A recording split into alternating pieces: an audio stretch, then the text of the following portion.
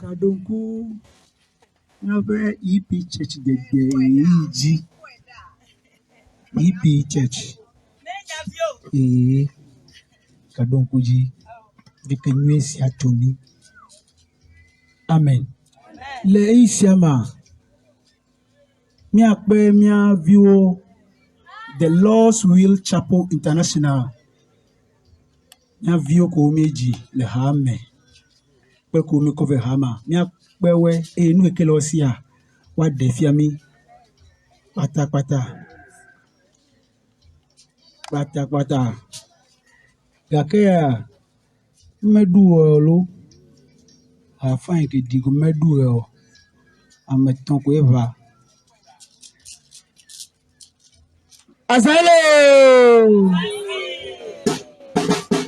happy yourself nobody go happy you happy yourself nobody go happy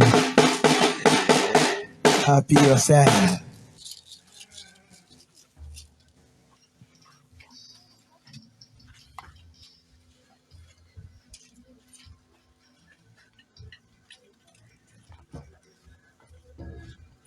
Ida kuku amenene doku Children's Day miduji doku ji amoja kuku je ko na yawe oka doku nyare ka je wegwe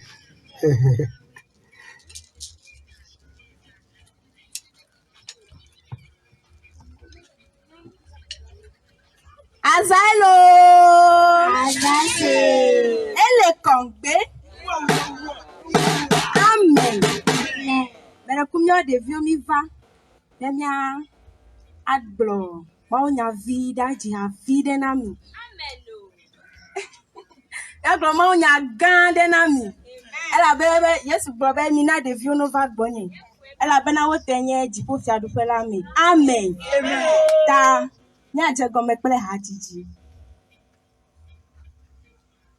Yelegbedo hotu Yele mau begbedo hotu Muito viu me va, não viu me va. Lele mau bebe do hotu. Lele be do hotu. Lele be do hotu. Lele mau bebe do hotu. Muito viu me va, não viu me va.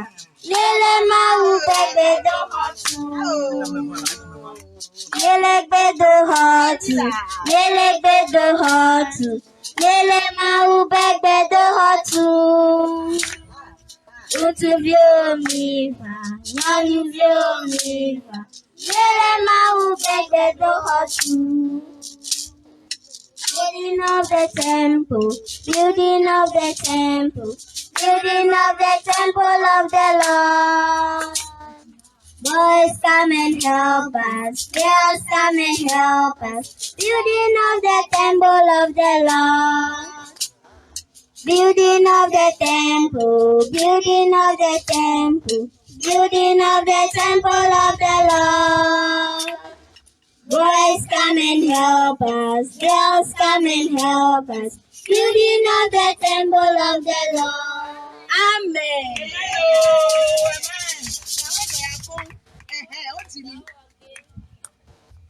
My name is Joppa Grace. Bless. My Mary verse is John 13 verse 35. If you love one another, everyone will know you are my disciples. Amen.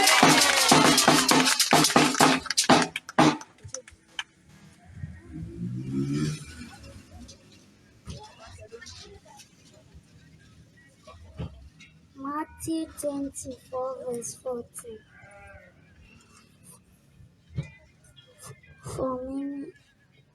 For many are called, but few are chosen. Amen.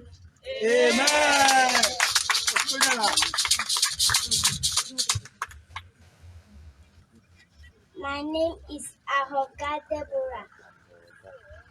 Genesis 1 verse 1. In the beginning, God created heaven and earth. Amen.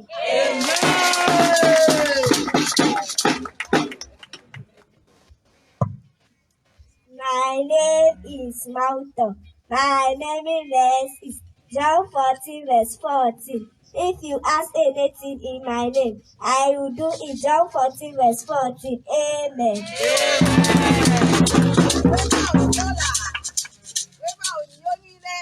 My name is Professor Says. My very verse is Matthew chapter 28 verse 19. So you must go and make disciples of all nations. Baptize them in the name of God the Father, the Son, and the Holy Spirit. Amen. Mark 10 verse 14. Let the little children come to me. Don't keep them away, for there is the kingdom of God. Amen. My name is Keto Elizabeth. My name is Keto Elizabeth. My memory verse is Psalm 20 verse 7. Some trust in chariots and some in horses, but we trust in the name of the Lord our God. Amen.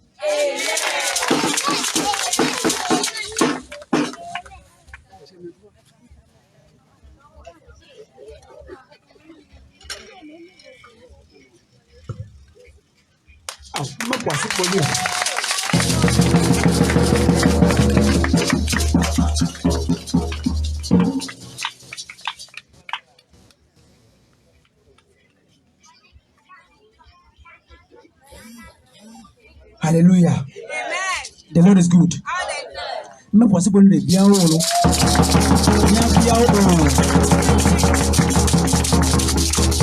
Children are the future leaders. Hallelujah. The view you never chome. Brola, you never chome. Hallelujah. Hallelujah. Hallelujah. Yo. Leisiama. Mikale nkume bubu okpo. Dakele enyetwa. Nya ayo benko. mi adofia. Hallelujah. Hallelujah. Mi akata mi ano chitenu chokuku de me mi adogbeda. Egbesi adoda gumila yenye intercession prayer. Intercession prayer. Atode me na amede. Amegboto ta go dogbeda de mo dogbeda na ta odi. Ekemi amoroje ikwas dani ko na ta bena haya haya na. Etonye webo. Me do je me aso kamero ko ile fi antoje webo. Mi adogbeda. Hallelujah. Amen.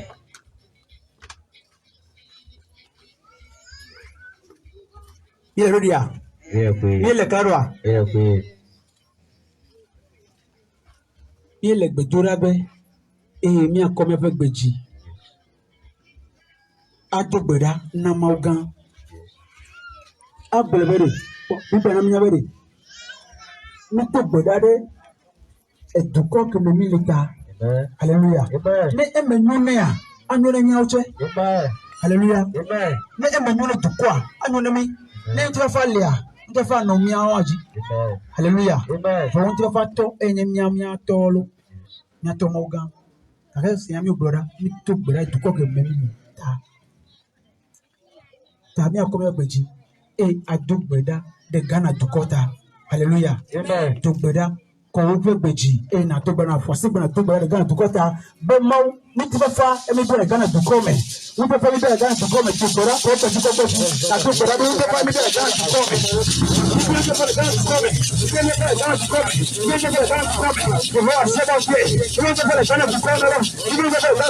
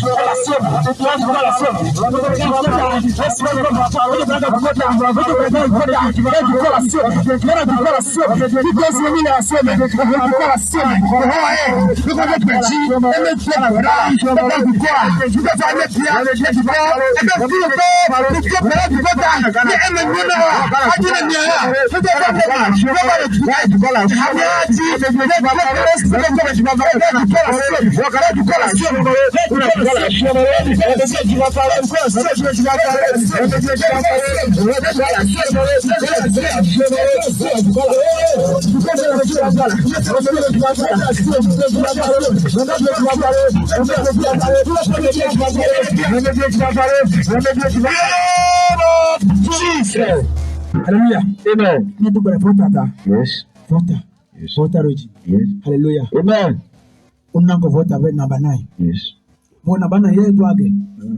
Na bana ye do age. E ko menya e ba menya do age. Hallelujah. Amen. Do age le Ghana. Hallelujah. Ta mi adogbeda de vota ta.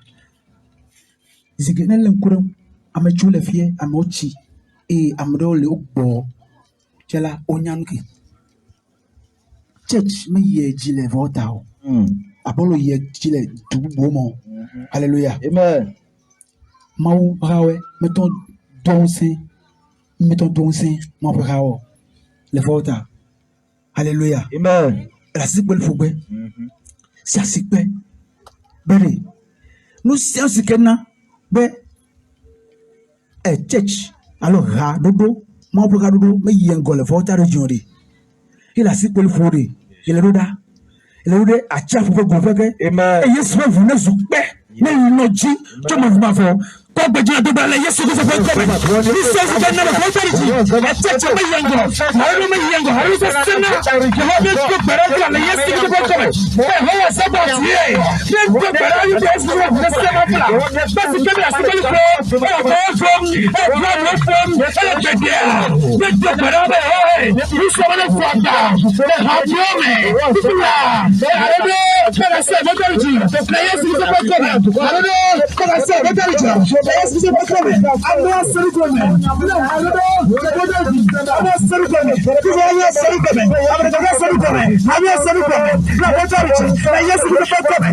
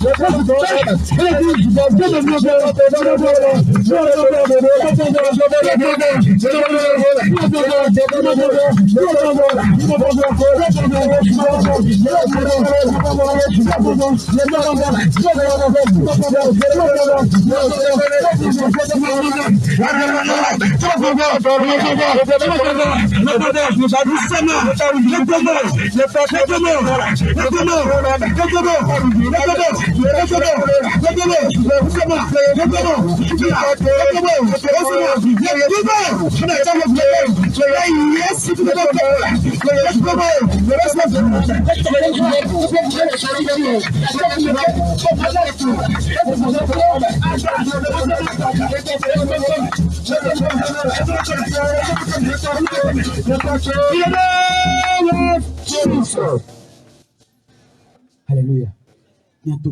Yes. Seed of failure. Hallelujah. Amen. That have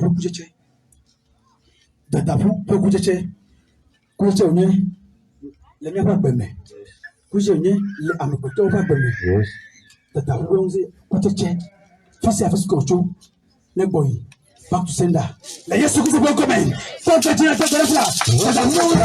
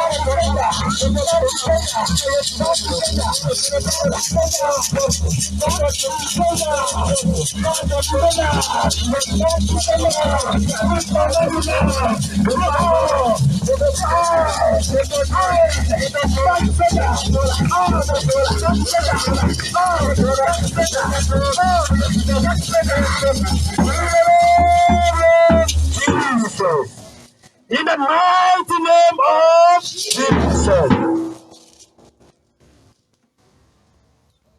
Hallelujah. Amen. Exodus 6, verse 1. Exodus 6, verse 1. Hallelujah. Musevelia. Tade Kubanto. Elego Broberi. Afisia Milia. Afisia Mekbeo. Tanamia yi. Ada la atio. Yes. Ada la atio. Nemia wotefeke ke. Nemia no. Amen. Hallelujah. Amen. Nema Elia. Viobro nema. Yes. Be nami yi. Nya chuto ai to gome. Yes. Hallelujah. Amen. Enya la ati. Yes. Ava wotefe. Yes. Mi va fia. Mi va be nya pere. The Lost Will Chapel International. Amen. Sike kind the Lost Warriors Outreach Prayer Center. Amen. Va mia pere enya tu. Beduho. Yes. Namau. Amen. Hallelujah. Amen. Hallelujah. Amen. Suboso butori. No do afisi afi onyakpo. Numile jeme da ko onyabe yosbo lefma. Ko oyi. No kwamre de wume. Dokobe yu bedra oru tamato matoka makpo erari. Eje defuma eyi badu gbeda la me bo gbedo homelo voy oyo ke gbedo home ka kemele tuomo efebe church hore sia de keke onyakpo yakola acha to ya badu gbeda ekemi akristo towori mbe efi mechueke Elle Bible me dit Paul Tomenye, et qui Tomenye. Alléluia. Nous mire tolele onye. Alléluia. Amen. Ma ouvra comme abraï. Yes. Ma ouvra comme abraï. Amen. Alléluia. Amen. Tamia dobra tamiva, mia pere e racião. Nkoko ele miasi o jimiza, nkoko ele miasi vuvu. Alléluia. Amen. Ta ele gbedora gbe be mawo. Me ti be mala ati. Ava ko tu ve gbedo. Yes. Abelo le bibla mene. Ma to afia bel natisia, didi mesia, lolo mesia, na ko tu gbedo.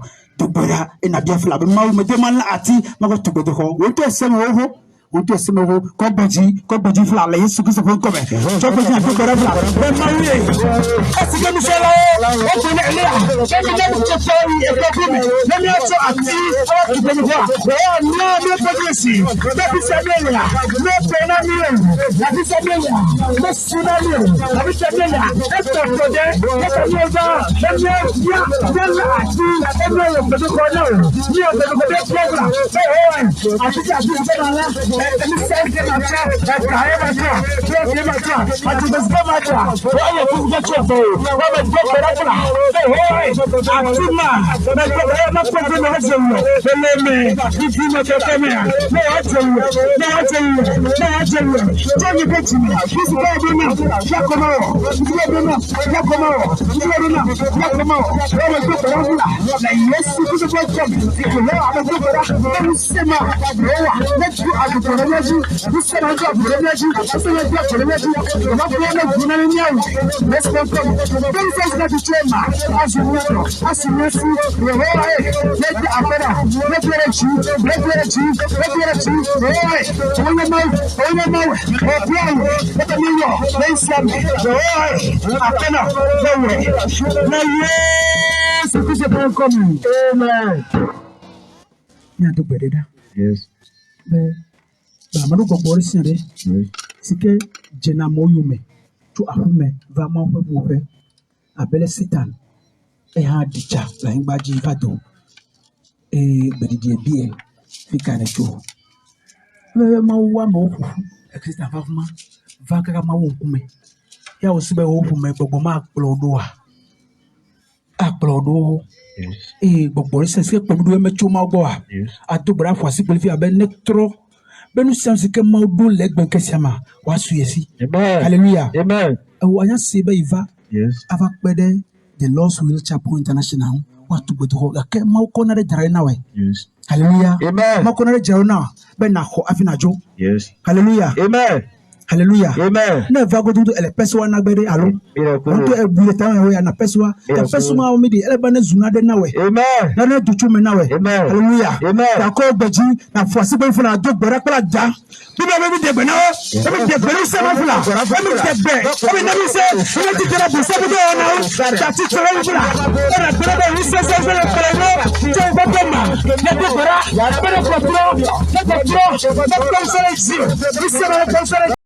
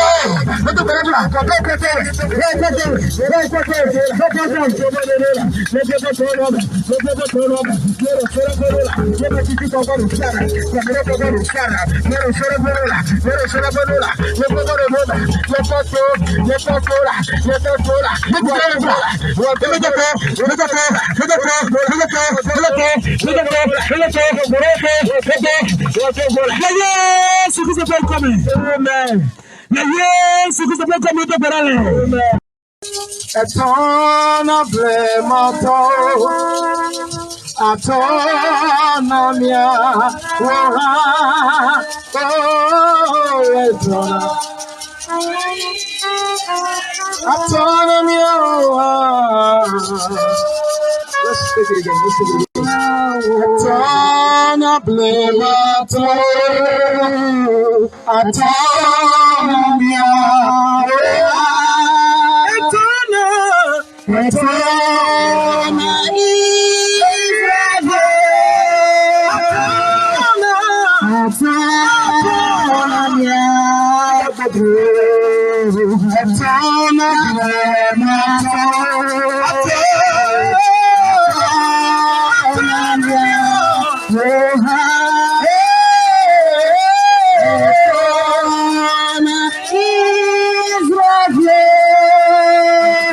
Thank you, Father.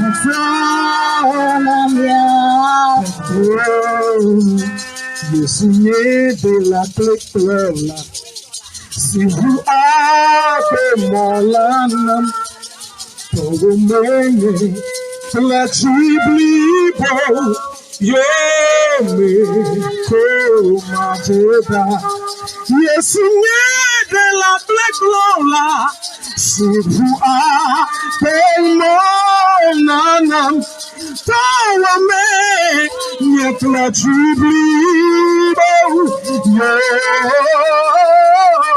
Comandera, mebena yome,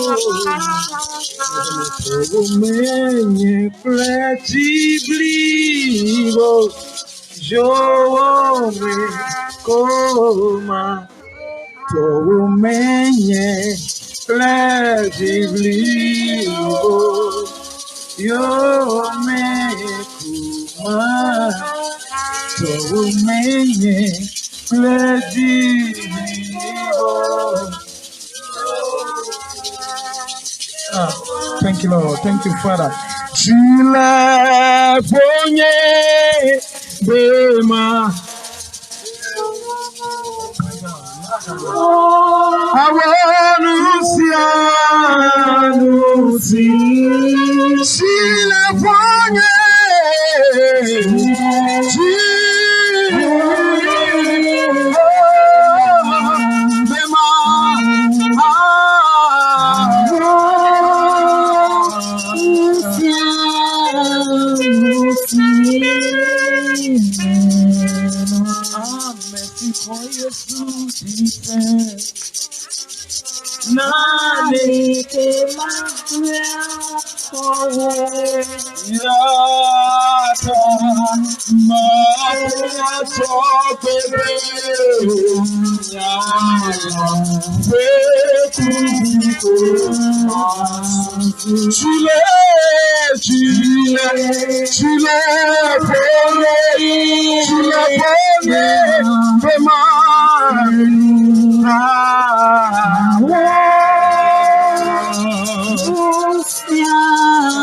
Thank you, Father.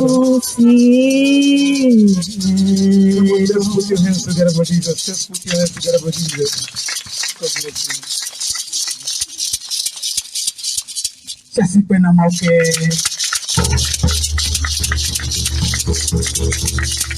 Doko badonku bora no no fia mi no hafia mi di. Fia ji ko ka donku.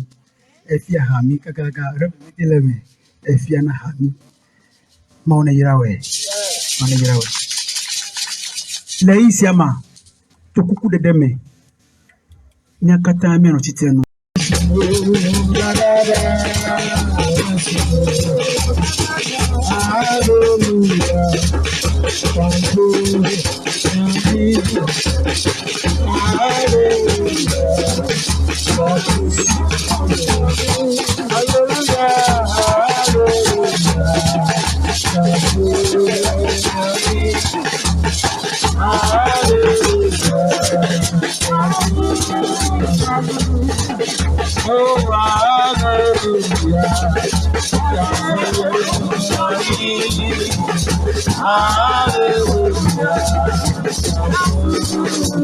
Hallelujah, hallelujah,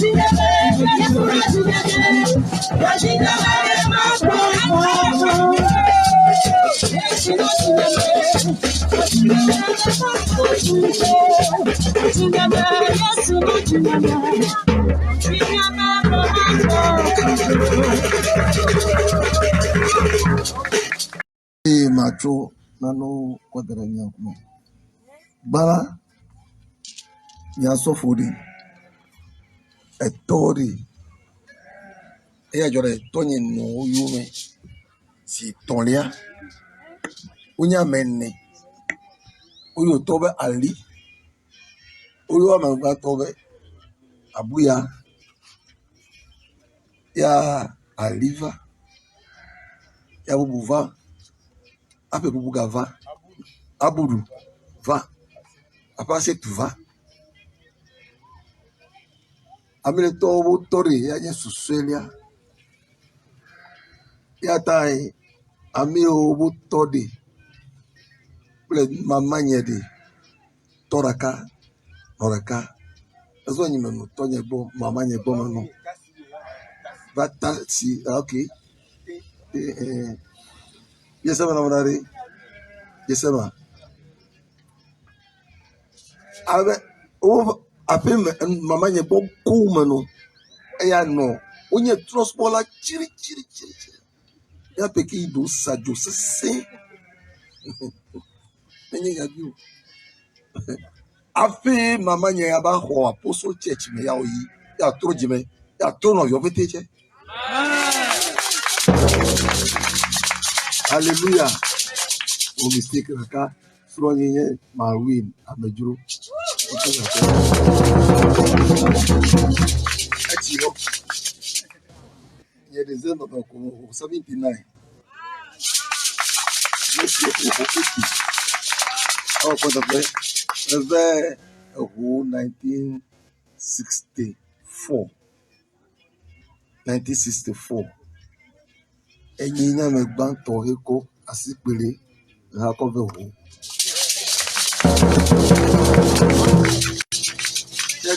church of Pentecost o jebe vire abajo enwe le FINTN to office le civile no fumita o be hore le fumi ya nya sieme be ho vie mere ya mi ja Pentecost mi de ato ya be kra awairam ye presfo ye mi je hagome na kpera bere na no bobera kenyi ya bi subola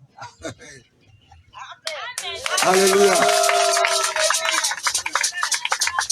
ato ye ni jire bonyo ma da samuko abi Yesu ba yomu mana mi anya bere Yesu yo me nono fu pepele me ka kemia va yidu fia ba gbe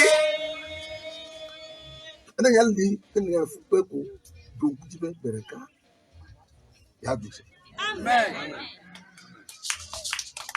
amen ahu po me di musie no ko me jego me na jego me nyere enye yeze ku no no gbeble if ye karame me notice me to kele dasero ku lewo na dibo. I am telling you the truth, nothing but the truth. So Solidodula is not easy in this town. By then, EP Church, Catholic, Methodist, Plureka, Unoy, many of you. And I can't about 6:30 to 7. Because I call over na ko dama ochidi to tove ya odun so for bitin do so for oh le rented house no fa ga yime benye ya view emi chan dun me ye bi o dudu da wala bore ya be amejuro ko si dama dun ya ni le loki that's all. Yesu yo me nono fu pepele me gake Hallelujah. Yaro yi kura ne candle da lo me kura chela 11 na ne. Alo me se me yo. Ake this town na ni to asi cha. Alo ne le sunfe, alo ne le dore wo la be very careful. Merci bo nya ne nya le koli ko to le fi ku ama che ma to la ha we. Ato bo liboro na gba to we. Ato chi na gba. Ka chu ka me eyi mélòó máa di tẹ́rùn rẹ máa lẹ́tsa mi lọ hó kó ẹ̀hó gà ní tìbó ẹ̀hó hà ní wọn gà ní tìbó yàtọ̀ àpẹẹrẹ mi jẹ sọlẹ gọmẹlẹ ẹnyẹ sọnyẹ fúlẹ̀fì nyẹ ká ẹlẹ́bẹ̀ ní dàmà kílẹ̀ bàjú àfúrè ẹlẹ́ hàjí ẹ̀fì nyẹ ká yẹ hó yàtọ̀ àmẹ́jọ kọ̀ sí dàmà dùdùdù yàtọ̀ ẹlẹ́ ìzìà ẹlẹ́ mẹlẹ́ ìzì o yàrá mi kó fúlẹ̀ fàyẹ̀ la yẹlẹ lọ́kì ẹ̀ tá so mẹgbẹ́ mi si àdìwọ́ lẹ̀ mi yẹ ẹ̀ kọ́ra kàkẹ́ gbẹ̀yìn lọ́fìn yẹn o band kó wà filẹ̀ kó wà fò yìí ẹ̀yin kọ́ bẹ̀ hó kò sẹ́ni mi tó fi tí gan mi tó fi tí kó bá lọ́wọ́ fi tí yẹn kò wù náà wá bọ́ǹkì kò sẹ́ni fi tí ẹ̀bìyẹ kó ẹ̀jẹ̀ fà ń pọ̀ mẹ́ bọ́ǹkì ẹ̀bìyẹ kakẹ́rì ndé lè na notice ẹ̀mẹ̀ nyàwó kẹ́ mi nyàlẹ̀ jíjẹ náà kó la dàdàrà gẹ́rẹ́ mọ́ ẹ̀ you feel big ẹ̀mẹ̀ nyàwó kó náà wọn kà n'àjà àjọ rẹ̀ jìnyẹ ẹ̀nyẹ mi nyẹ pọ́ ma mẹ̀ nyọ àmà kyi náà yẹ mi nyẹ ẹ̀ tó mẹ̀ nyọ mọ̀ yíra mu akẹ́kẹ́ mọ̀ wá yíra mu de dàdàrà gẹ́rẹ́ yẹ ẹ̀mẹ̀ nu fò de mẹ̀ nu fò authority ẹ̀sẹ̀ rà ẹ̀sẹ̀ ọ̀kyẹ́ de nyọ̀wó fi ó tso tíbi ònù fúru náà mu ẹ̀yẹ́ àmì tá a lọ ẹ̀dàrú lẹ̀ tá yẹ zá ìbàjẹ́ dùn yà ó kó àmàkyi náà kúrò sí kúrò mímí o yà àdàbìtì kú akẹ́nẹ̀ pọ̀ ní fìtì ìdásọ̀rọ̀ mu amen ẹgbẹ̀rẹ̀ ká pọ̀ ẹ̀ ma fọ́ yìí dẹ́ gbẹ̀dọ̀ hó mẹ́ ntí fún mẹ́kẹ́rẹ́ sọ̀ yẹn o ẹ̀ ma wú àfi ẹ̀jì mẹ́ ma wú àfọ̀kẹ́ mẹ́ pẹ́ yìí mẹ́ gànà bẹ́ dàda náà wú ẹ bẹ́ yẹ pé o ma wú tó mẹ́ náà gbẹ́ o I am telling you the truth nothing but the truth na dem tso dada bọ̀bọ̀ le nyɔnu viwo wo fu ɖe ɖe ame na dem tso me nana ma bɔbɔ ɖe koe nye tso gbemi dzi ko la me reduce anu sia nu ebe contractor me nyo I have plenty money ta ɣele do tso kekeke tso fi kekeke kɔ ɖe ablotsi fetee etso miakpɔ me ezɔ ɖe ne me ene nye sɔfo ke me kpo nyɔnu nyuie nya de ko la you are in trouble ata sɔnye la me joke na kpli wo ye hɛya ɛtsɔ kpɛtsi bi na ha ɖe ɛwɔ tsɛ o man asele yɛ nu let's move on ɛna bɛ abosamu yàrá bɛ di yɛ nu nyuie gbɛrɛ ɛsɔ mɛ nya ne nya ɛsɔ ko la la finish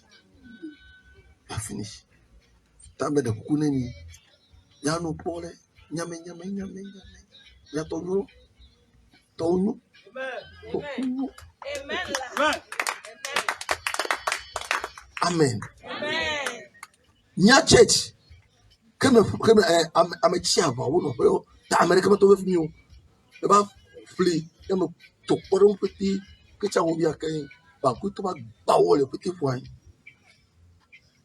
eba ne soja wo ba lé ŋutsu yɛ ne kɔe ne polisi wɔ ye gbɔ na anyi yɔ barracks me no na wo ba lé wɔe gbe ɖe ko la eme kpolo nyɔnu ayi ɖe court wo bu fɔe ble fɛ ne me gakɔtsi ne ɖo tu xɔ efa ni gbedoxɔ menye church yɛ tu instrument yɛ menye church yɛ yɔ everything from our house hallelujah ene kpolo nyɔnu nyuie ɖe ɖe nɔvi yɔ adɔ wɔ na wɔnu ka adze ayi dzi with that woman you can never succeed I'm telling you can never yata nye la mama wo la nye fie kplo kura mama wa kura ba dzetɔ eto nu me yata ne yie ego tsitsre be Amina ko ba ko jeji acheto alapae ohun to afford. Amen. Amen. Tari va po mi leri me de kunu mi lebe ni aroku e wo po me de mo won yi ngobo awunu akenya o yala ya yinko onka awunu le yeso nkome yo pa mi subo do mi subo yo mi achesi a elu fire tari mo ni dum se amede le hame e ko hele ko fajime isebara only nanu de nanu free as on nanu free la ma una wonuka ayewe ameni to ke le so le me o de so no wa yefru make sure that I will yefru am kore so no wa yefru na we de so re dudu am korare ele bivire le ga kwa wura so so ya boko mi ne le not too far amia sireji le chi mena ka wona hena wasi be dona wuwe ya kene trola su kene na nyo ko nya be trola isira le gameluchi elenu mo sia mo to ba dam nyo ka yadu alo ka cho alo no re me pero to nyo le niwa me asi be ma we niwa anya mo nya bibla ki be busy na ro alo me si be o amere ko le chi lo eti ka ko bo ya ko so mi wo tukara mi fu ala be to ya ko 42 years ya o e ga ko 10 years ya o la kwera me tufle e tira tufle nu gasoji na nu gasoji to kopere me abadu asujore abadu pon banu jua so ne imo jini me bo ba imadon badu be banu yo amen ta yesu nu no pa pili mi amen baba yesu no nuka aka so fo ma china we amoro gududu be amoro wa du adu gududu be aka no du bu na ga hallelujah and you never blow nyai me just say I'm telling you the truth so no two daga down e da ko ne du agba yorun boboru ku ne so we me pele mo ho baba ga dun pe mu amen amen to e amachichiwe ne bi pro so fo le ndo mo nyuri di ba bure ne je so fo mo su le ni le e wo le udi ni ti le ku ya ti ku hana ji anu kafi hana to chi le hula e je ni adogbera yes no dogbera we aso ne gamana suri mata wonde ko ta amesia mekele homele fama bianu afia du aye ma do me be amesia meke de vio titio kele hoya mela na bianu abaruka adu la meta yesu ta ya harele jibre apito ne menye weli namu amekai ahona yewu anye polanje na nikeme na le yoba tata le bien la mesesene ni bere so funu don maga peni be kakara maga vadi makwo mi tudoko amen amen amen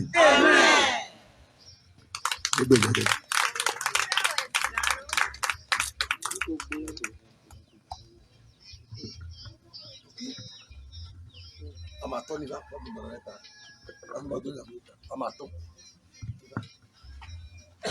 le va du barata amato no vous voulez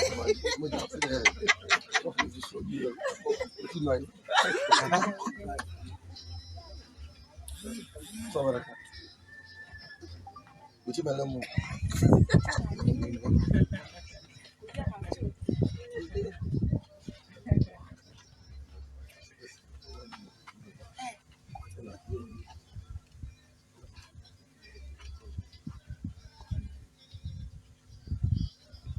Hallelujah. Amen.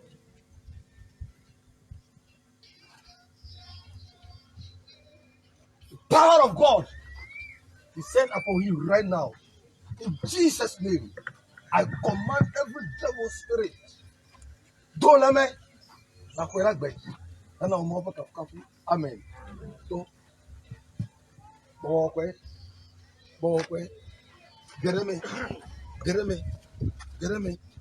get me, the VVT, the players, Duna de Gine, never Grammy, what you come from you, and I go. Amen. Zoto Dagame, Zotope Kaume, Zotope Vume, Zotope Muntilame. The power of God.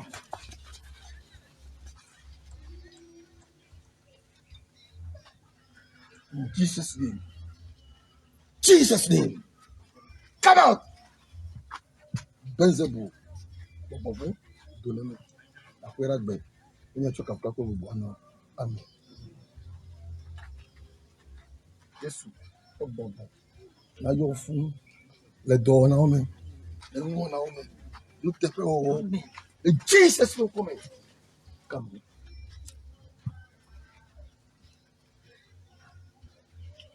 Atura da huri.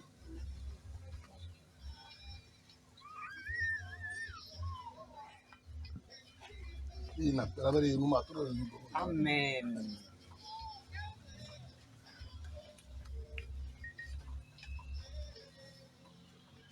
That's what I'm happy. I'm not going to I love you. Eh? Why? Yes, I think you don't tolerate me. You are. Amen. After my God, yes. Oh, your mama, in Jesus' name. Amen. Amen.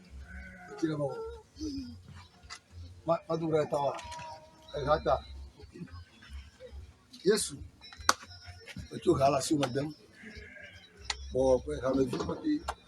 Zotopo Kame, Open Woman, Open Chime, Open Mutilame, Oma Bianugafia Goo, Sola de Ginoe, Anume de Wapu, no near Ade, no Lenucure Wale, no Girare, Nacho, Jiggy, and what to Jiggy, and you about Penuano, yes, no Bobo, be a Garadame, be a Gunna, my Gino. I come a dear job and you come and do it. I'm a Siam at home. Longia, woman living on my plea. The Jesus Christ upon coming. Amen. Amen. Amen.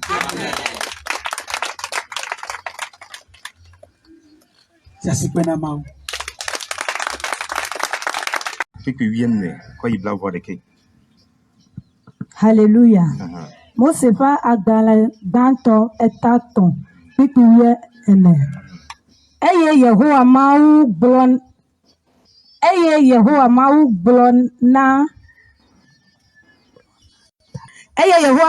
na dala bena. Esi ne wo aliala. Eya tawa fofi ado. Le efe melao kple melao kata dome. Wo fodoji nazo. Eye hudedi na dule wo agbeme nkeke wo kata me. Ye atolia. Ma de adika miakple nyɔnu la dome. Wo dzidzeme kple nyɔnu la ƒe dzidzeme dome. Eya la agbata na wo. Eye wo la aɖu afɔkpodzi nɛ. Ye adelia. Eye wògblɔ na nyɔnua bena mana nakpe fu geɖe le futɔwo me. Ale ku hafi adzi vi. Ke wo tame anɔ srɔ̃wo ŋu. Eye eya nye gã ɖe dziwò. Ya andrelia. Eye wògblɔ na Adam bena esi nese srɔ̃wo ƒe gbe eye neɖu ati si ŋuti mede se na wò be megaɖu eƒe ɖeke o la fe ɖe la, eya ta woaƒo fi ade anyigba ɖe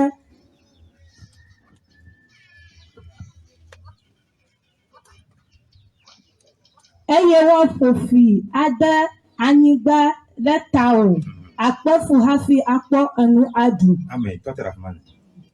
Lui, il m'a dit, Alléluia. Nyamawu nyandi ya petanya nye breaking hard ground. Ba anyigba sese. Break anyigba sese. Anyigba ya ke jimi la manya la anyigba le chaya. Anyigba ya manya ala o le chaya. La gomme jejame. Eno no yinyu de fine. Waka bea eno le sese. Afia ba anyigba tro. Nana tro. Alléluia. Amen. Eto. Ale yo tonu me. Nanya ba ohana ba la nguma tuma banana ma. Anyanyu de be there is a mistake somewhere. Ale ye no pafui. Nanya ba ohana ba la fupam na nama. Kana kwa ba voda dara la tepede. Yato anyare la nune ma no bogbon ba sia be fi sia fika me. Nanya ba mya de sukula gbeme a. Manye education e ke minya ba. Menye suku banto je mya de la gbemo. Suku banto iko je mya de la gbeme nye mya jila o pa suku. A fuma pa suku. Leke na dege ya steady. No. Asrono. Alanku de no nchi. Leke o cho no gbe. Afi nu anu sesene. Ma wo ke o subo. Afi nu ma jejine o. Afi so da fa ma jejine o. Vodada ike no wo kafla. Vodada ma ko ya ko ha wo na ta correct. Le o pa gbeme. Afi ko ha na tia yingokwe. No manyoa afi ke tose tima ko na se. Fi ke no se tima ko ha na se. C'est ainsi qu'on a maou. Alléluia. Amen. Then you put gamata. 3 reasons relani kama jima gbona masiama le tepeya. Akwa don samade. Don't you don't on yebe. We have mental hardship. Mental hardship. Nanyaba no me ala fuda noa. The father ikawula jijob. Nanyaba awona be atiagada sodope eita masiama lo panyabo atiagada po moda mai kana de sola po mame amasiama lo panyabo wakana na no gogo no obo masiama ma lo nya panyabo agata no sio wakana na kana tia achieve na have mental hardship. Number 2, hallelujah. No sia no sika wona la gbe ya me poverty ya basere simakana sun to leke o poverty afiko ni ka defunia papa defuno ya to mi la gbede me mi la yi de me e ke afi ke ton alo no gbogbon de be a to te fama fi bo kan na tai me te to te fama wa e je be vina nya nku de numa ke nye mo kan wa e je be vina nya nku de ti roba 40 baba poto yesu didi tanchi nya na ni gbasase ya ji no no ya ganya o pani gbasase le ganya ban gbasase so de papa ni gbasase Yehowa ma bia Kristo pafu na jara ni gbaji ganya pani gbaji so de papa ni gbaji dona pani gbaji na wa poponam le Yesu fan comme amen madekumi no. Hallelujah. Number 2, character hardship. Over character, there is a hardship we call character hardship. Atenya nyolo. Agare tepone environment de. Ejebe na call for good character be a make sure be you change environment. But say kwa ma fa mother di le fume. You got a country ya. Di le fume ko for douani country apeti nyabe. Ma fa madeva country. Amanya go sefia. Nuka ko majima go no tof ma. No mo de sia de ke na no la gbeme na elanya Kristo to elanya makao wusa to no mo de sia de ke na no la make sure be na nye no mo de ke eika anu genuinely. Amanya go sefia. Hardship, mental hardship, you number 1. Number 2, character hardship. Na character hardship lo mowa. Mo ya jojina mareko. Amoa opunfo bara chonchio. Amoa blunya bara chonchio.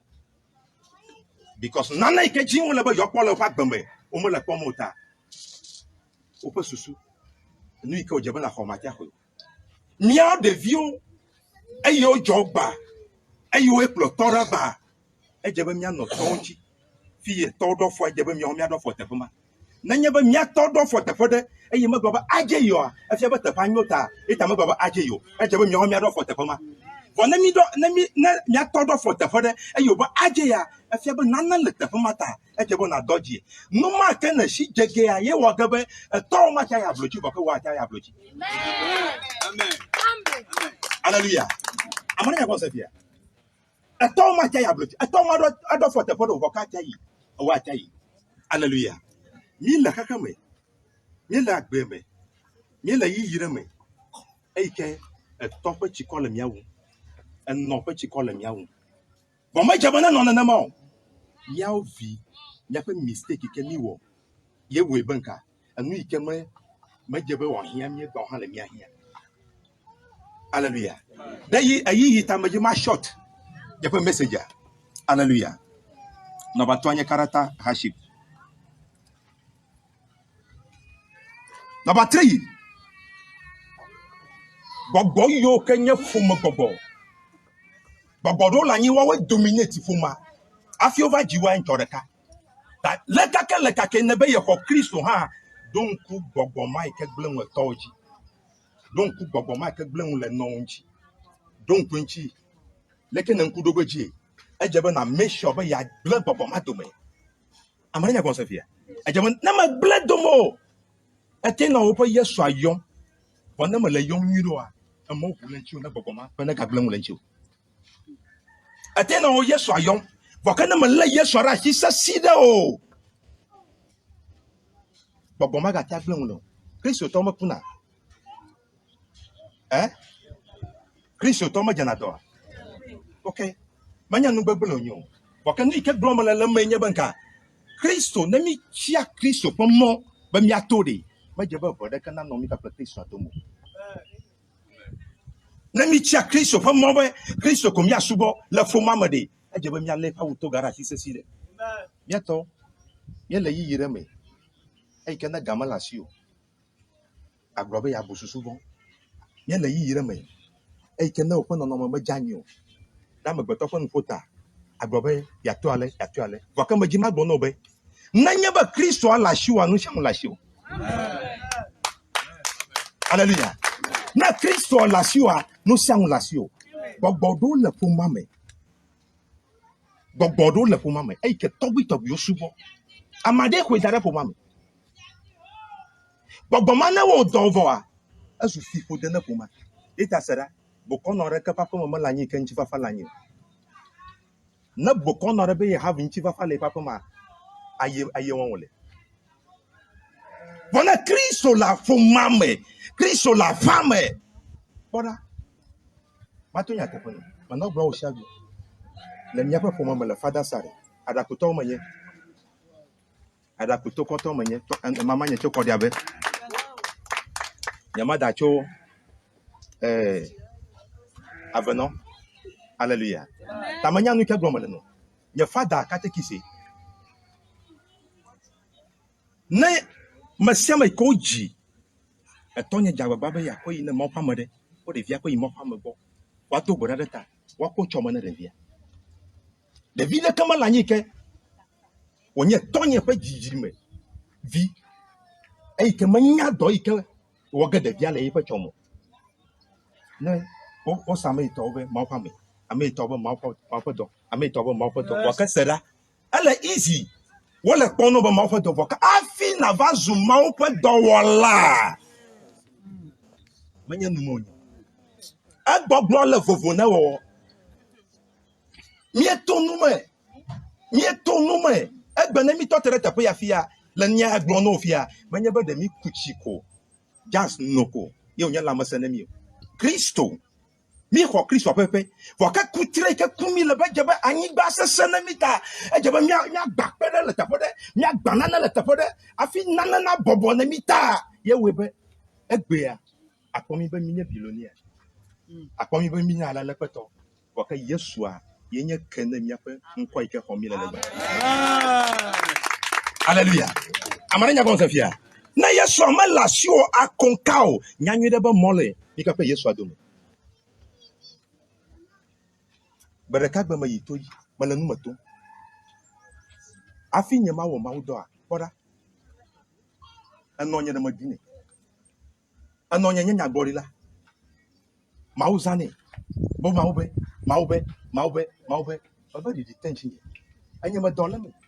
Na mawu na matayo o mawu aka yo na be na matayo do mo a nke vavi nke maga interest le kam ga lanchi o na ga vari na mawu ga va zamari do ne bere manye ye awe dogu enye dogu na va konko ne nyento. Hallelujah. The more ma konko na ma the more attack le more. Amananya bon Safia. Nyento mi va je gbedora ko yi.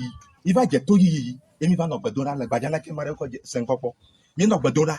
Egbedo mi le rafi ma va le fo ma pon chinyao. Bon nemi. Bora na manye secret. Le o fo ma mo a. Ba yi na fi ko. A secret ke le formasi. Ya nyaga na le. Ya je na ja totera. Ayo Yesu fanko. Alaba Yesu fanko su pepe de pe. E je peji petu a je gaji gabo. E no tomato doga. E no jome. Bye. Na yo Yesu fanko a. Nka je na Yesu fanko yom da. E je na yere o problem aji. Yes. E je ban amado fofo ma gali. Boko kuna kaba. Amuchi na kono kaba. Amado fofo ma gamala nyi o. Boa. Wono na gbajiji. Amarobo foma afali agavireli akadada virelani o ho fa gbe ya ele afakwafa ta ejebo na dejeshi foma ikama ina cho ni ikawe jona la foma ma ejebo na dejeshi na ma dejeshi o boda manya fi kenye baba pa na foma manya akwasibe mo fa ma deva tum le gbedora pe akwa 75 years. Be upon the consultation, you va poma a video le. Mo fa nkejo. Atonye na nye. Nkejo. Egbenye 3 days. Ma wo fonfon na be dogobo ike mo wala. Ye ma wo done yi. Dogobo ike mo wala. Ye ma wo done yi. Nka bo cho. Egbe mi dora ma wo gbogbo ne be de. Manya prophet o jebe na nye o. Ejebe na nye ma wo nya kakala ne yi. That you call the prophetic side. And you can bring your cacaria when you know now. One mama, I am a ropo. I'm all open to your tropo. What can entertainment sheba? Authority Malasheba. What happened a maube? Mau, then you came on a moro, one mota, open the ta. At your home frio. Male is you. It has said, Mabonia Tapano. At Biamile. Kristo akemi hori na bia so agamanyaba anyi basese for case you so pa ala for don anyi adoma in case ya to baba ye tof ma va yi vogake a e ke tof ma va yi adoma hi amade ava kutore te pode ya yi manya ota data no for doma ni afia adafo la kaka na nye mighty madaka manya mighty madaka manya no seto madaka manya kaleto Yesu yenyana kaleto la mebetombe. Hallelujah. Amen. Okay. Le afina ko donchi ne etanya ike maklefi fila ya. Anu bantonye be to gbedodora le fancy wo. Gbedodora le fast. Number 2, ejebe na nye vosala e. Ye fotai. Ate Kristo subom akonka even though maule bedem le jifo en ko onchi kon ala le petobe e anye visite gbonye mo lo na nuno na manye vosala wa mayina fireko vedu ya ke togbi o va khodara nya vosae o ko vedu dara nya vedu mami ya ke mama o va khodara nya vosae o ko isi ofuo ko ranyi tana wa manyale ke egbenyo mega ko ko ranyi o ko vosala nyi ke na mi wela awu na fufe ko ko ranyi na majibe na kana dole pasimo le mau domo na kama ganye feedback ave no na majibe na kama gado na wo ma ton la si o ye na jibe ma wona ga na ya wudi na ma nkwasemo agbado na mado sha kwomori ma gbogbo no bere o ma ton ma esubopa de kan jina ma de na mo na no te ma space na no yin afi ma ga tro ko bu ko dara yi hallelujah ta nuka o jebo miawo e jebo mia ne vosala yato miawo amayo kan le votare yi ni ma ba masiamo okay mia do me todo wa vosa enyena ni vakini mimi vosa asesen to fia marana de ipaga le kotoku me ko be ma fa me kon do sia do ke le gbedo ko ma le bia wa we asesen to vo kama le rigin ko ke na mo amomo ke ko mi le tv yi abluvi mo ke ko mi le tv yi ana le koto mi ko so ba amano vo lo ya amela me gbedo no le un se do mo amade partner plo plaga amara ta do tv station e ya globe mo fa me hey ba ko chew ala la peto enya nu ke o enya nu ke pogo le numa o meta e we free bo ke gbe vota na mawo yo no wonder be ma fa magado o shishin la vota de yin de ge ma won kuna mo ya da sesem ya yi anyi babo wo yi na nya were ajoy aya bakana nya ba adaje shinana ikena hoji sebe ma wo pra Kristo ya ta wo change nana Kristo atia no we Kristo atia tro nana le vosa bora enye ke ko mi la fia ma ko Kristo alo ma wo yo nya te petolo wonu ikele nye pa gberete enye vosa ya brother enye number 3 ma kwa me na ma wo funfun no fia be pastor ya ma kwa me ya ma koga o yale ma fa ko sosi le pa gbome enye ma kenya ro ya ko no ma gado mo mi antom ya plan na la apome be ni yala na gaiva ni yala wo gamile ma wo fo na mbe gaire gbona ta na gaiva na ko ono e kaka ganava into create another problem re ga gome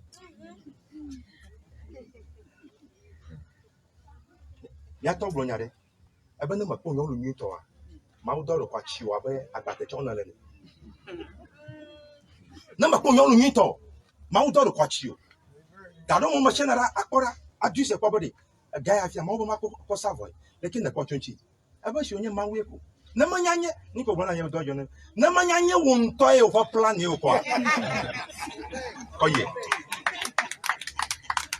hallelujah asanya ko na manyanye wo nto for plan e wo nyanye ma wo to e kwa na kama liye kai ata o chonchi na manye bora sisa chitre na manye nyolo leka ke malolo e sisa kafa malolo there is a reason taro jumre tai wa fi ke na yeba na lolo malafu mano a fi ke na force dokyo be ya lolo kwa there will be a mark e kama shama na kobe ameya logo vion amanya ko safia eta ni ke ntete ke lasio me shobe ya apply that formula now on sama de ball don't force yourself. Don't force yourself. I said, you see, problem they said they can only solve na name. Play yes you can most of time, consequence ya will face me. I'm a chonwa. Yo, me manya. As far as I know, yes to come. Don't. I know that you're not able to break you. A daughter said they get down bokon on it. Avana review. Na nama ojabane jore ma fa mo hanjima bokada Kristo hoho akonka ple kadodo vivivo sese aikele Kristo ple mi ple Kristo dometa ye wonebe nano lia oyo na ba manbove ye dafuna nano ato pastor pe viota amanya konsa sia ora ejebe na so l'enfant of yonchi le ko solution afi ko nifa asunane adoma hinu mata ga jore jiu wakana masuna na kan le ga boa na ba jore jiu na janya maka foko gbede Sarah, nyama go mi fifi laba anyi jejenyo. Amana janye le moji. Amana janye le business. Amana janye le beto. Nyama go ne banyo. Boka Sarah. Na janye de anyi jejeme nya mata. Ale kana wo fi janye a ye le va vire la anyi jejeme. Ala bana nya le ke wo, je gbanto fi janye a. Ala mo soga tonchi eye je vele na be aga janye na don ku mistake magia correct ge na ndo kote kampe. Tikro fa kodi. Wala Yesu ba kome. Yehowa nyamawe. Na masiasi pe dogbora. Na ba chifon na fu. Senya pechi. Prayer. Est-ce que nous pratiquons est-ce que nous Amen.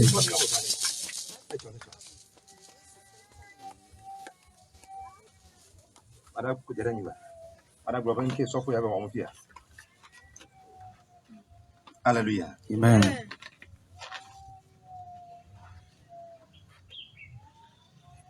Maka on kuno sia. Kako kela me. Ake yalo. Okay. Ana je jamala jia. Ana kama jamala jodi. Okay. La goma jia. Ako flower ya. Michoba gawoni. Michoba shikawoni.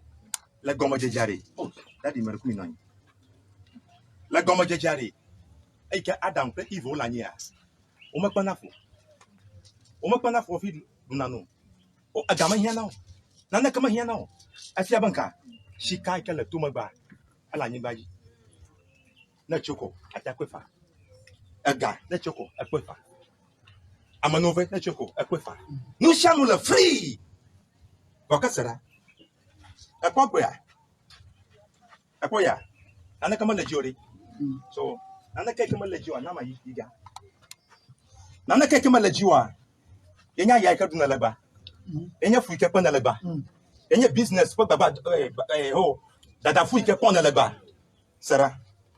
Na ma lashiwa. Wanyi gbaje ba na ji epun. Na nokun. Na ma karencho bagatote. Wa nokun. Aye na fu pom. Be ya su gato. Afu apon no te pode. Aye ma po gawa. Magatote. One nokun. So the power on basa. I was fasting the more na dogbora. So the power basa. The more na be ma open cheap open to me. So the power basa. Magatote. One nokun. I'm on no jofa. One nokun. No to jofa. One nokun. No play jofa. One nokun. Pastor na sime. Na ba kare ni ke jina lenji. Alabe enyo ube. Na bem amegbeto kwa nyasese. Na focus de no ike jena oji. Na bakare wo pada se dedeji. Choube na samegbeto kwa nya. Na sam ejube. Na gbogbo di tension ye. Doke ya wo molala. Ma wo doke ya like nyama dwi ma wo ya lao. Nyama nya ba nola na mo. Na gbogbo ye tote. Seda na gbe ina tote. Any ajubama, any genu, and a genu, now make a lojo, now make a loco. One of them a bet by myself on Yarako. I can't stop for you. Lakukuma, never currency body. Ni can't a cara or testimony. Aya at the gun, no. What testimony? But when you're past the children here. But when you're past the children here. And I said it catching the lay. Nada said it at body. Of Futopon Nadaga. Amen. Of Futopon Nadaga. Amen. Hallelujah. Amen. Let the point take on me. I need back it. I fear a corner of Fiari. A galafia. A cogarelafia. Or a galatuman. The fight can learn about Mamaji Geneo. A galatuna. Amen. No, you can bull of Adame. Na Jim Fanana, Macakarencho, at the pay na totara, a labo of ma. Alabo, Nanyaba, not that doji. That doji Vidaco. Ma do to me beto fa nya gboglo. Wo ha no la se di Lord domina. Amen. Amen. Andon kam abeka do me. Ada se di Lord domina. Nunya ikezam maulele adidoni. Nunya adidoni. Ohaho one. Ohaho one. Ohaho one. Asema for one. Let me stay for 3 days. And no gade. Eke my job po. At your job. Yakwe yanyo for breakthrough. Let's go for breakthrough body. Nyare kamaga hiyan. Ese poba mare. Nana buji. Enoji makomo. Eji makomo. Eji makomo. Yo kerenji go. Ka kotoka lejima. Anegle de tawani. Hallelujah. Majima don se mi adoma to de sia de kala nya ha ma vile tape ya. Mi atop lo nya le tape ya. De mi atonji. Be. Amanu mo nya onyo oblo. Sara, afire kamanyo. Afire kamanyo. Afire kamanyo lo. Afisa fi mauto. Ta bon na mi o mi don se fia. Nana Jona la bagani baji. Na mo le checha me. Yo le gahia so for le gahia. Be ya ko je checha ra. Ala ya ko checha ko de dino no preto a. Amare bonabe. Ya chechi ke ye yina. O mo brana gane na mo. O mo sana vona na mo. Chechi gawo ko wo mo yina. O mo wona faresio. Ale preto. Sera anya le ko choje gome. Anya le ko choje gome. Mi nya ba dunchi de tai mi o to motoro mi le tapiara. Nuka time mi mele ipio. Nuka time mi mele ARS hamo. Nuka ta fi me la fi ala to weto. Na poro ki o le tape ya. Na nya yire ba don chire tai. Aye do doma. Awoji to bo la fi aba na ha. Na ma to ji o. Kamare kamagali. Mauma wana mistake. Na poro ki o le tape ya. Manya mistake mawo. Manya mistake o. Make sure that no mommy adomotono mi ata yo sofo. Ano ya nyolo mi ata yo sofo sro. Abrenebe mama adore la nya. Le mi awala hanjia. Ma da pene mawde dada amachichi o kela hamame pagbe. Hallelujah. Amare nya gonself here. So mi ata do down. Eita wonane. Eita mare gbogbobe. O ma wo ge pop bede o. O ma wo ge pop bede o. Wa kene mi kwa down. Be gombe sese. Eton la nye lono azuwa wane mi. Mauna yira mi adomo tore sere. Mauna fa masama nu. Jifona no kle masama. Le Yesu kon komme. Amen. Amen. Me mau doy yare kemele mo. Ba dari simbu kai ka gera viere mera. Amen. Mi no fie taya men bebe tweden. Ache a fie kemo bi adore fie we imele. Kena la ko 3000. Amen. Amen. Comment peut dire ni ka tu ba examen ko amel bo ile nti wuhu. Tan gbale. Ba ko moto na mi. Ta May, 3 May. Il faut fumer en dehors. Affaire de il faut fumer en dehors avec daddy bole. Et toi elle me bisma kuli vieux. Kuli nyonde. Nyon chichide mama chichide avec dafi.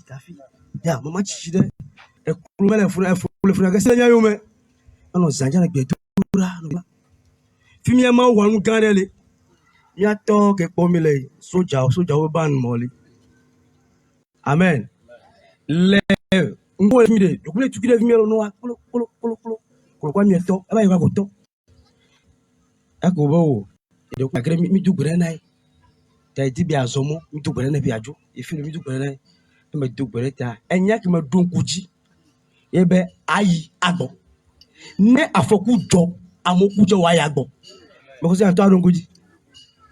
Eyo o week me tutu menye mejo nyayo. Amen. Ya soja oba ko fu Holy Ghost.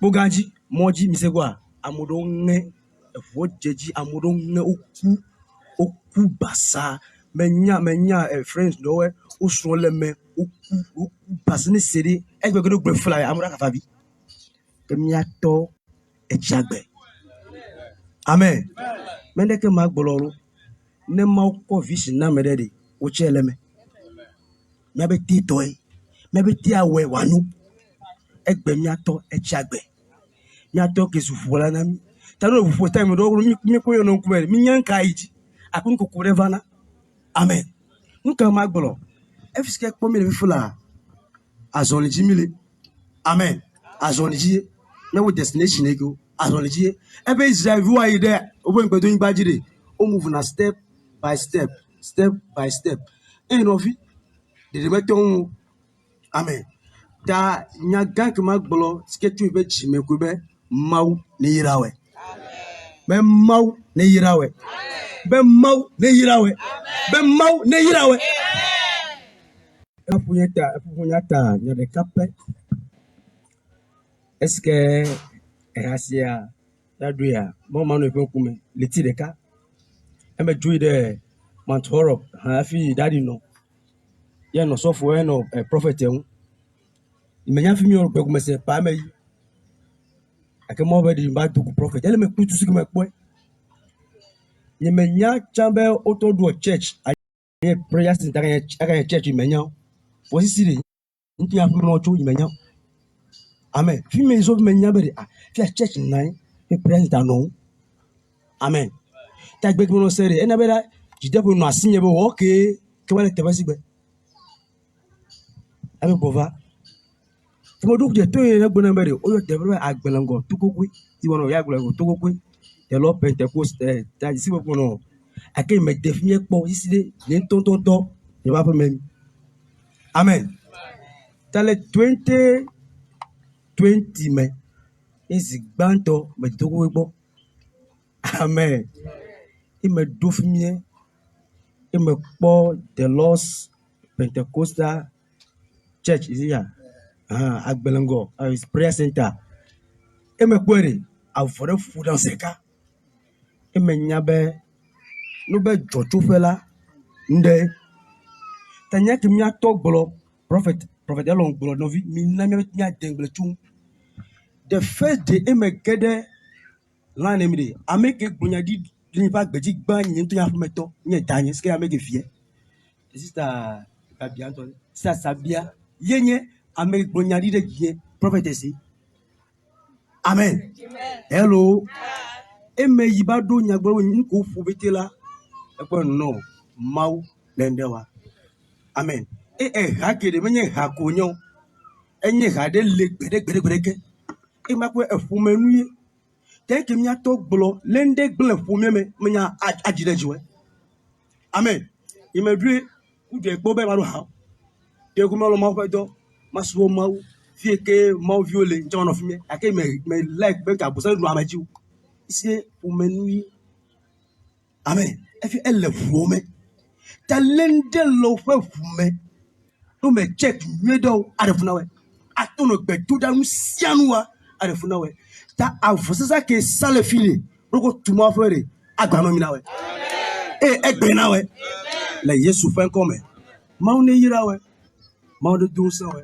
maude perenwe ese nya ba gole wu demi zomore menyuna o fia momi amen e me jakpe be fe wona ka ejia tonyo me yo me de funako amen e de funolo egbe e setela kwa bole fudi amen mo de yira mesia me ta de jidi fe la nu sia nu ejeji na onwede la Yesu kwan come amen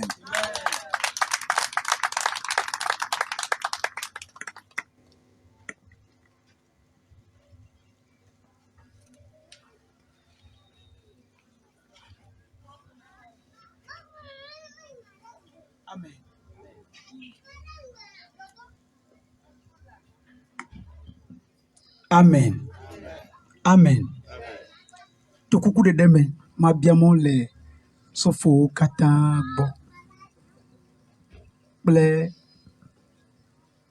no la kata gbo hamega hameda dawete gbo to kuku de deme hameto kata gbo ame pepe wa va la bete hono bete be mia won de kape sike mia MC mi ngoble vire obe ne ngoble va chola manye de fiu hallelujah reverend eponu to ha gome jengula madunku mia no mi yobe grandmaji hallelujah ta mergu mia chole abo vire meko mia ko adunku eji ada mia choti tre la da ba vire tukwire meko mia beti mia zidodui mia ko dunku ji mawu ho ebelubo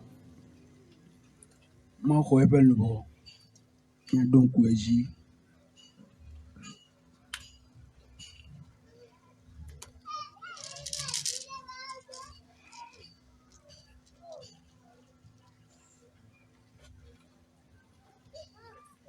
Amen. Ebelubo ni jole unti afame. Amen. Nya nai. To gude meke nya dakpe vote of thanks ni na obevie. Kake nya de kama akoti divunam. Ya nyebe sofo le mawo nya gbo. Prophet Elom le mawo nya gbo. Ebe le nkure ji olaun eto pe no. Fie ke o jan lere. No da fuain o do wilbe ai. Na yabe fuma menu. E wo toleji e medunku nya noji. Time tro megba.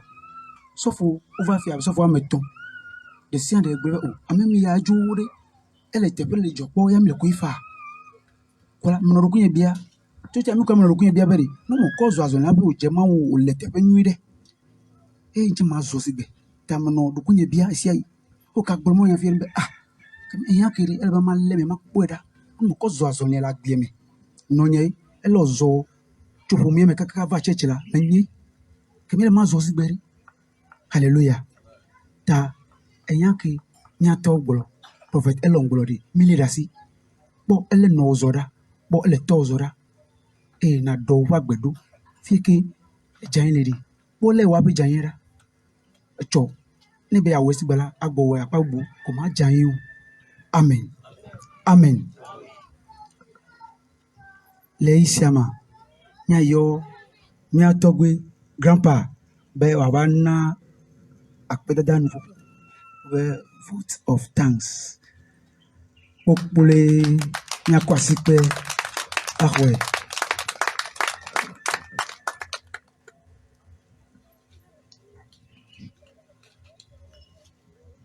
Praise the Lord. Hallelujah. Yes, ya kwe gade kwango. Amen. Yes, ya kwe tutuire Yesu. Amen. Amen. Amen. Me chule Yesu Kristo kwe nkome. Hallelujah. Bema adakwene babala ukata. Mesia me ketova. Bala ema adakwene jipo. Wintola. Amen. Be ewe ben kekelera ujeji. Hallelujah. Ni ukata me mito. Sofo egbolo dewe dongo. Menye vie magaba gugo deke agablo akanu yeke henye nu yeke dejipo na munye bedi eno je gomo chu gbare gbeke safo gbe ho be ajojo menu e abo po menu e hallelujah meya ma se ma ko le le gbomo ko dun fie ori o ba po wa mi le nyu re karun o wa mi nya poro ko du ko ro fie o we se ba no mele mi apomo le mi akomo o ma ko do fie hallelujah ya gbe ma ko mi ga ko do fie to here be mi agede fa fe me inde he ma ya ocho aboyo me gbori o abale ni e kulu bi onyo cho aboyo me bado ya ne he ma ya ba je gele ododo gome ya ke kuhio enu ka me gede wo je eji le ne he ma ya fa gbare ta adre kwe kuku ibla adrelia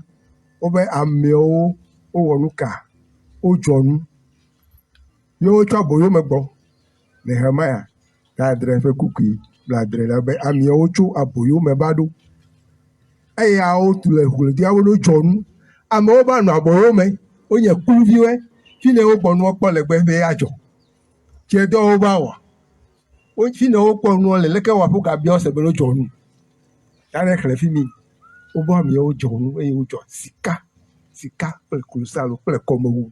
Hallelujah. Tane la fille de Chine, Doko Ben de Camela ici, et ni les matona, les manos, si vous. Hallelujah. Hallelujah.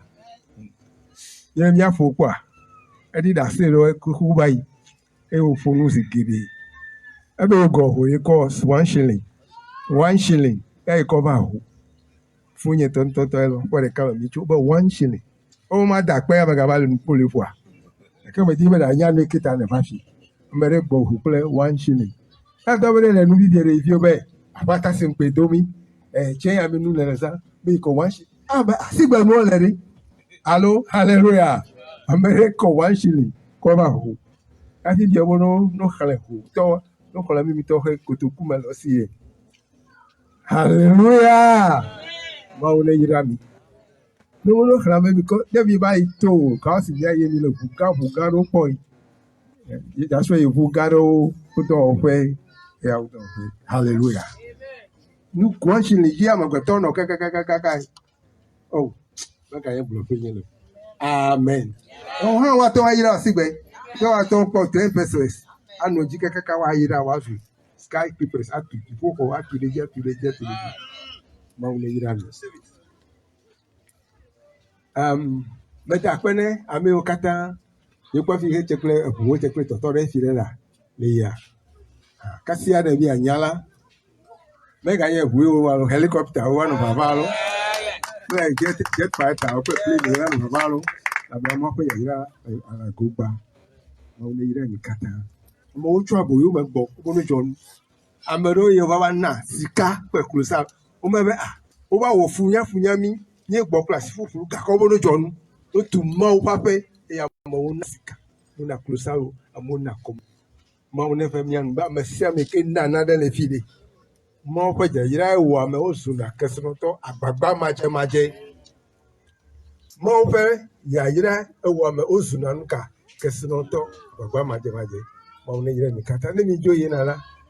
Ìfọ̀ òbí ntọ́ la ntọ́ bẹ́ kẹ̀kẹ́ lì nínú ngọ̀ nẹ́mi. Jọ̀lí ní kpọ̀ kẹ́kọ̀ọ́ Israel kẹ́tsọ́ Egypt kákákábá dó Kanala nínú ngọ̀ nẹ́mi. Ẹ yà wà kúrò mi yàrá àpẹ́ tètè rẹ̀. Nusi ànú akadzeji yọ akadzeji ló. Yesu Christ Nazareth trouble come.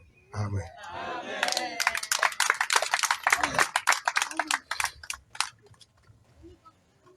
Praise the Lord. Le isiama. Miakpe apostle Michael. Le wanando gwedorami. Miakwe prasikwe minye ovore. Let us pray. Father, we thank you for giving us this privilege to gather under your feet for this memorial service. We thank God for everybody that partake. As we are going home, we pray for the latter rain to shower upon us.